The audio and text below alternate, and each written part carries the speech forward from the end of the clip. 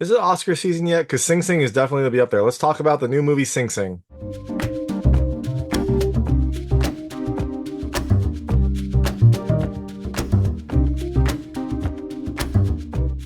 Hey everyone, it's David Stark from Watch Your Past, and I'm here to talk to you about Sing Sing, which has a limited release on July 19, 2024, and a nationwide release on August 2nd, 2024. It is a new drama that looks at a unique rehabilitation program and lets you get kind of an inside look at what this program is like and how it affects the men involved in it. My hot take is you should definitely watch it. This is a fantastic movie. It is beautiful, it is heartfelt, it is amazing. It is definitely going to be in Oscar contention. It is just a beautiful, powerful movie that gives a voice to the voiceless and highlights an innovative form of rehabilitation while both showing the harsh realities of the prison system and also giving humanity back to incarcerated individuals. I absolutely loved it. I thought it was phenomenal. I thought it was really, really moving and definitely something that kind of stays with you after the fact. So, as you can tell, definitely think you should check it out. I think you should watch it. It is a movie that everyone should see. And so I'm going to tell you a little more about the film, a few things I liked. There really wasn't anything I didn't like. But then after that, I tell you what I liked. I'm going to go into a recap of the film. So if you don't know what happens in this movie, and you might not, there are some big surprises along the way. I would turn it off when I get to the ending slash recap section.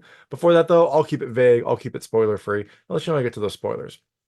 So, Sing Sing focuses on the RTA program at the Sing Sing Correctional Institution. It is RTA is rehabilitation through the arts. It's this program that these inmates have put on, where they put on like performances, like plays, theatrical performances, things like that. It is not what you would expect in a prison, but it is a special program, and the inmates that participate in it have a very different experience and a very interesting one to kind of explore. So, things I liked about this movie. The first, I love the cast. It is a phenomenal cast. Both the actors that you probably heard of and those that you haven't heard of. The film has kind of some highlight actors. Colman Domingo is the main draw. He's the main star of the film, but you also have Paul Raci, also as a volunteer that helps with the theatrical program. But then the other actors are all RTA members, people that have participated in this program and are now outside, and that gives an authentic feel to it, and also just like a very honest feel to this movie. The second thing I love the contrast. I mean, there are so many scenes where you see these individuals trying to like live a normal life, like as normal as you can have in the prison. You'll see this like safe space that RTA provides, contrasted with just like the harsh reality of what their system is like. So you'll see like a scene where they're rehearsing and goofing off and having fun together and feeling, happy. And the next scene, like a cell is getting torn apart as they're looking for any sort of, contraband in there. And it is a really jarring like juxtaposition that really highlights how special this place is and also how harsh the prison system is. Third thing I love the layers. I mean, everyone in this film has, layers. They all have depth. They all have kind of aspects of them that you wouldn't expect because a lot of the, inmates have to put on like a hard exterior. And so once you kind of peel that away, you see a lot more of who these people are and you get to see them more as individuals. The fourth thing I love the music. There is some very beautiful music during this film. A lot of piano music, a lot of just like light, wonderful music that helps, again, highlight just how special this program is. And the last thing I love the heart. It is just filled with heart, both heartwarming moments, but also heart-wrenching moments as some things happen to the performers, the RTA performers, as they are building up to a big performance and also just in their day-to-day prison lives. And you know what? I said the last thing. I said that was the last thing. The last thing I love the message. I mean, this film is a movie that is going to kind of like challenge your perspective on incarceration and inmates, and it's also a movie that's going to stay with you for a long time after. Like I'm still thinking about. I saw it last night. I'm still thinking about this movie now. I'm still thinking about scenes that I liked and things that I appreciate about this film. So this is a movie that you're going to want to see, and it's going to be one that you're going to want to think about and ruminate on for a while. So, like I said, there wasn't anything I didn't like about this movie. It is a phenomenal film. So, make sure to check out Sing Sing. It's coming to a limited release on July 19th, 2024. So if it's in your area, see it then. Otherwise, there's a nationwide release on August 2nd, 2024. And I'm going to really quickly go into a recap of the film. So if you don't know what happens in this movie, I would turn it off now because there will be spoilers. So like I said, the movie's called Sing Sing. It takes place at the Sing Sing Correctional Facility in New York. I guess it's just across the Hudson. It has this very unique program called RTA Rehabilitation Through the Arts, where inmates are given, the freedom to put on a performance, like a play, a theatrical performance. They do it, I think, like every quarter or so. I'm not sure what the exact frequency is, but it allows these inmates to just kind of live their life through arts. It gives them a safe space where they can all interact together. It allows them to kind of like feel normal for a bit. Like they get to put on normal clothes and portray either wild characters or normal characters. It gives them a place that is like safe and comforting in this overall prison facility.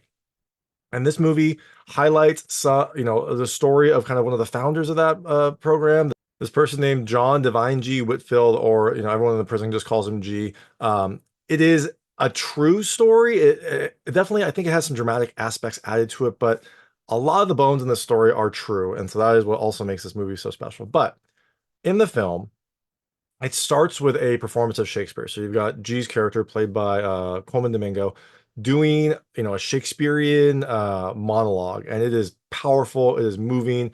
It looks like something that would be out of any sort of, theatrical performance. And then he pulls back and you realize that they're in prison and he is, out there doing this like powerful performance in this like prison production. And so that was whatever this quarter, whatever this interval's performance was. So after, they have to start thinking of the next one. And one of the things they have to do is they have to recruit some more members, and they go out looking, both G and this person, Mike, who is kind of like not his second in command, but is almost, they're like really good friends. They seem to be really good collaborators. And so they go out looking for new people that want to join the RTA program. They have a sign up list. They find someone, this person named Clarence Divine Eye Maclin, who seems to not be the theater type. He seems to be a little harder. He seems to be, he's out there hustling on the yard.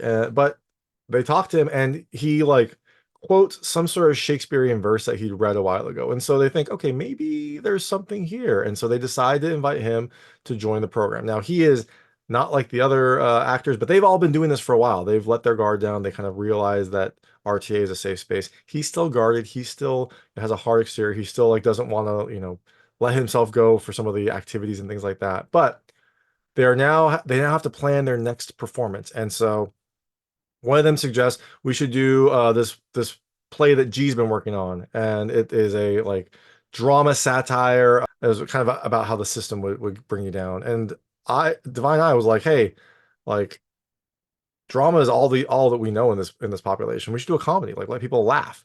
And so he kind of gets some groundswell. It's interesting because he is like a brand newcomer, and he's not respecting any of the hierarchy here. He's just like letting his opinion out, which he should be allowed to, right? This is a space where people should be allowed to talk. But it also is interesting that he like doesn't conform to any of the structure in this organization. But his idea gets some pull. They decide to do a comedy, and then they decide to like throw in all these ideas of what it should be. So it becomes this like mishmash of all these topics. There's like an Egyptian aspect to it. There's pirates. There's a grave digger. There is a Shakespeare part. There's time travel.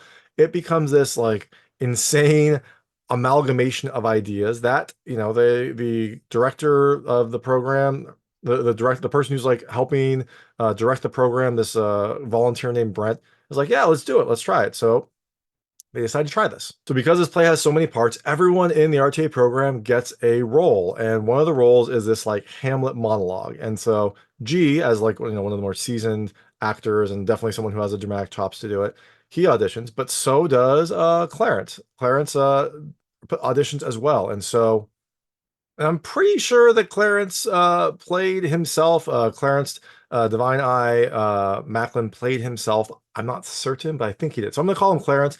If that's wrong, if that's not his character's name, sorry, the credits weren't available for me when I was doing this review. But so Clarence also applies for this like Hamlet role, and he gets it. G doesn't get it. He's a little shocked that someone else is auditioning for this, but I think he's okay with it. He wants to see what Clarence can do, what Divine Eye can do, and so they all get different roles. But this is another time when like Divine Eye like kind of goes against, like challenges the power structure here, goes against some of the norms here. But hey, you know what? It's a safe space. Let them do it. So now they all have their roles. They're getting ready, and they do a bunch of like acting lessons, like, things that a lot of people would think is silly, especially like someone in a population where you're not supposed to show emotion, where you're not supposed to like show vulnerability. They have to do a lot of exercises that go against that. And Clarence is like not comfortable with that. It is slow for him. He thinks some of it is stupid, but they keep telling him to trust the process. You'll be fine. And it's tough, and there's some really harsh talks with him to make him trust in this process, and also to like soften some of his art editors. Like an early scene, he brings a knife to the rehearsal, not for anything other than I think that's just generally what he does. He always needs to have some sort of weapon on him. And G sees this early and like pulls him aside and says like, you can't do that. You cannot threaten this program. Like this program is too important. Like gives these people, it gives the performers an escape, mentally. They while they're here, they can like let their guard down, they can put on like normal clothes, they can put on a performance, they can pretend to be like a human for a while, like a normal person for a while. And so G really cares about it. Everyone in this program cares about it, but G like wholeheartedly cares about this. So he takes kind of Clarence under his wing and tries to like help guide him through this process. Now he start Clarence starts to slowly open up. Like he starts asking G some more questions. He starts getting more comfortable with the silly exercises. And he's never really like super comfortable, but he starts to like at least try them. It's a process, but it is nice to see his guards slowly getting pulled down. Like you get to kind of peel in and see some of his layers. You get to learn more about him. And like one of the things that he mentions later is like when he was a kid, he was actually pretty artsy. Like you see it in his cell. He has a nice like hand drawn, I think like a leopard or something like that. He has some sketches in there, and he mentions when he was a kid he was artsy, but like he couldn't like be artsy because people in his neighborhood would think he's soft, and so he had to like push that away and become hard and like go into like the gang life because that is like what was expected of him. So you do see that maybe there was a reason why Clarence did sign up for this. Maybe he does have an appreciation for the arts that he was never able to really look into, and maybe now he is. So G also has a close friend, like I said, this person named Mike, who was like a collaborator for him. And they had, they did a lot together. They planned a lot together. They had cells next to each other. And one night they're talking late and whatnot. And it's late at night there, and Mike doesn't respond to something that G says, but it's late. I think they expected maybe he went to sleep, and so he goes to sleep. The next day, we see some guards like cleaning out his cell. That night, Mike had like a brain aneurysm, and like it killed him like randomly. And so this hits G pretty hard because that was like one of his like closest collaborators. Like he's close to all these people, but that was like the person he was with all the time. So this affects G and also kind of like I think causes him to appreciate how short your time might be here. But G does a lot for this community also. But G does a lot for this community like throughout his time. He is like a prison lawyer essentially. Like he has his own clemency case that he's trying to do. G's in there for second degree murder, but he found some evidence of someone else confessing to the crime. And so he has his own clemency petition coming up to try to like convince them that he's innocent. But because he's learned the system and learned the process, he also helps other people in their various roles. And one of the things he finds out is that Clarence, like, he's up for parole soon, and he doesn't. He's not sure if he's even made it for the outside. Like, he's not sure if he can even be on the outside. And also, Clarence's son is also in prison, so he's not sure if he wants to like leave that behind. Although I don't think he's in the same prison. Maybe he is, but we don't ever see his son. So I feel like they're either in separate parts of the prison or they're in separate prisons. But Clarence is like uncomfortable, I think, with the thought of being outside. But G's like, no, you gotta try. Like he puts together the packet that Clarence would need, gives it to him, makes him like fill it out, walks him through the process. And while he's doing this, he explains, you're gonna put this in, and you get your response. If it's a thick response, that means it's denied. If it's a thin one, so it's just a piece of paper, that means it's light and free, just like you. And so Clarence does this. G has his clemency hearing, and it doesn't really go well for him. It is clear that the clemency board didn't like do their background work here. They basically said, well, you have this confession, but we couldn't authenticate it because the person who made the confession is dead, and we tried calling the DA's office and they didn't pick up. And you're like, how is that an excuse? Like, why wouldn't you just write them a letter, do anything to like see if this piece of evidence is authentic? Like it's the bare minimum, and they didn't do it. And they also kind of like try to throw him into a loop. Like they basically say, oh, like you started this RTA program, this acting thing. He's like, and he talks about how wonderful it is, and he speaks about it glowingly. And they're like, oh, so are you acting right now? And he's kind of taken aback because what kind of question is that? So his hearing doesn't go well. You find out fully later because he gets a thick packet back, and so his clemency petition was denied.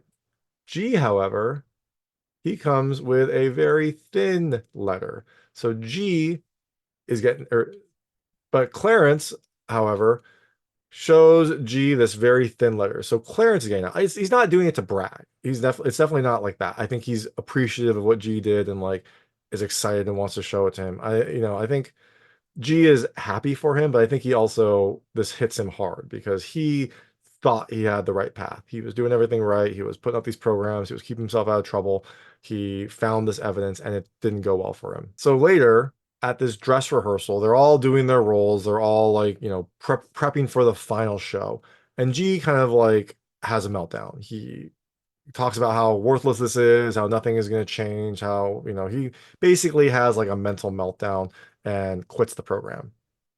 Now, everyone's upset, but they want to respect him, so they try to keep going on. But Clarence goes up to him later, while he's like sitting in the yard and like convinces him to come back. He tells him, like basically G does he has like a heart to heart with him, and this is when you really get to see Clarence like open up.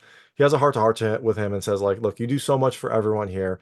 Uh, you know, let us help you. Like we see that you need help right now. Let us help you. And he's like basically convinces him to come back to the show, but he says, oh, there's one condition. And G's like, what is it? He's like, you gotta apologize and publicly declare that my Hamlet is better than yours. And that was like a really funny scene. It shows like how close they become, and they both laugh about this. And clearly, like, it was the right thing to do because G comes back to the performance. We had the performance build up. Everyone's in their costumes. It's the night of the play. You see the curtains get pulled across. You see the lights on them. And that's it. You don't get to see the performance. And I was like, oh, I wanted to see the performance. You've seen enough of the clips, like you've seen enough of the scenes that you have a sense of what the performance was. But man, did I want to see more of that play because it was just so out there. It was so weird. But you don't get to see that. But what you do see is later you see G in his cell. I'm not sure how much later this is. I'm not sure how much time has passed, but he's holding this little letter, this like envelope that's paper thin, and his cell is being cleaned out. Like it looks like he has packed up his cell. So it seems like G is getting out. Probably parole would be my guess. They probably, I don't think they like redid his clemency, although maybe they did. Maybe he appealed his clemency. Maybe that was appealed up and it came back down. Or he just waited out and was able to get parole. But either way, G is getting out. So you see him leave the prison. It is like a kind of a bit. I mean, I think he's happy, but it is a strange scene because he's not sure like what to do. It's his first time out in years, and so he gets out of the prison. He like seems a little hesitant, but then he like breathes in the air and like breathes in like the air of freedom. He starts walking down the road, and around the corner, we see a car ready to pick him up. And you're like, who is this going to be? Is it going to be like his daughter? I think he had a daughter. Is it going to be someone he knows? Well, Clarence comes out and gives him a hug.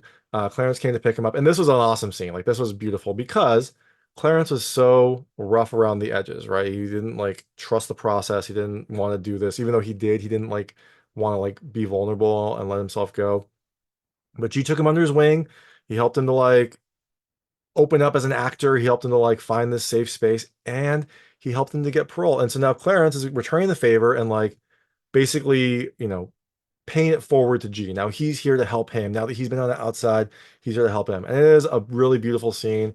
They embrace, they get in the car, they drive, and as they're driving, like they kind of just catch up about like, what it's like to be free and whatnot. And so it is this really wonderful conclusion. It's this thing that comes full circle. And so during the credits, what you do get to see is you see clips of the actual performance in Sing Sing Penitentiary, in the Sing Sing facility. So this crazy time travel play that had so much stuff that seemed out like way out there and seemed impossible was actually a performance that they did put on. They did this entire like insane story, and it was really cool to see the like actual performance. And also at the end of the credits, there's a message on there that says dedicated to the RTA members who have made it home and those still inside. And so again, this is just a really amazing story. It's a really amazing movie. And one of the things that they highlighted in the Q&A, which you can see on my channel, I recorded the Q&A and put it up, is that the recidivism rate for this program for RTA members, recidivism is like, I think the number of people who leave prison and then commit crimes within 3 years and are back in the criminal justice system. The normal recidivism rate for inmates is like 60%, is that what I think they said. For RTA members, it's 3%. which is insane how different that is and how, that's essentially the margin of error, right? Like a 3% recidivism rate is like who like I'm sure people commit crimes. Like there's a lot of people, but that could even be, false accusations. Who knows? It is an insane difference in the people that are out there and the people that are like turning around their lives and actually rehabilitating and actually kind of like making a new start. And one of the things that has been really special about this program, I was talking to some of the members after, is like this program sets up almost like a network for RTA members. So when they get out, a lot of times when people get out of prison, one of the reasons they get back into prison is because they like hang out with their old friends and get back into trouble. And then that causes them to get caught again and go back to prison. Well, what the RTA network does is it lets them like form a new kind of social circle, a new network of people that are helping them, dedicated to like keeping them out of prison. And so it means that you have a very low recidivism rate, which is amazing. It is essentially foolproof rehabilitation. And it's just really kind of wonderful to see, and wonderful to see how this process could affect someone, which you get to see with Clarence, and also just like how this process has changed people's lives and really given people back their freedom. So it is a wonderful movie. It is definitely something that you should check out. That's something that is going to like move you while you're watching, but then also stay with you after. That is Sing Sing. It comes to limited release on July 19th, 2024, and then nationwide release on August 2nd, 2024. Watch it whenever it comes to your local area. It is a special, special movie, and it's definitely going to be something that's in Oscar contention down the line. So thanks so much for watching. And so if you do check it out, let me know what you think. Let me know what you liked and didn't like. I would love to hear it. And thanks so much for watching. If you like this review, please like and subscribe to this channel. It helps me out a lot. Make sure all my new content goes straight to you. Thank you. Oh, and make sure to check out those Q&As. Like I said, the Q&A that I saw was after a screen at the National Museum of African American History and Culture. It was an amazing Q&A. It has a lot of great insights. So definitely check that out too.